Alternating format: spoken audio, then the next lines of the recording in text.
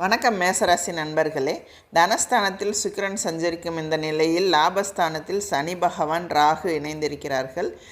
வருமானத்திற்கு குறைவிருக்காரு. திருதிய ஸ்தானத்தில் குரு சஞ்சரிப்பதால் செலவுகளும் சற்று அதிகமாகத்தான் இருக்கும். 3ஆம் இடத்தில் குரு சஞ்சரிக்கும் போது ஜீவ நதியும் வற்றும் என்பது ஆன்றோர் வாக்கு. குடும்ப பொறுப்புகள் சம்பந்தமாக அதிக அலைச்சலும் உழைப்பும் கவலையும் ஏற்படும்.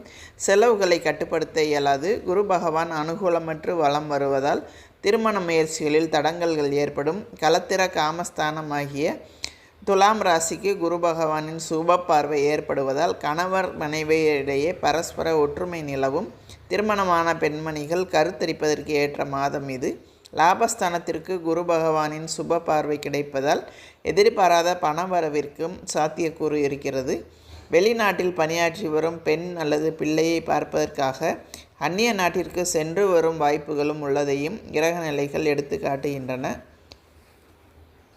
லாபஸ்தானத்தில் சஞ்சரிக்கும் சனி மற்றும் ராகுவை குரு பகவான் தனது 9ஆம் பார்வையினால் பலப்படுத்துவதால் ஊதிய உயர்வு, பணி நிரந்தரம், பதவி உயர்வு ஆகியவை கிடைப்பதற்கு வாய்ப்புள்ளது. சிலருக்கு பதவி உயர்வுடன் வெளியூர் மாற்றமும் ஏற்படக்கூடும்.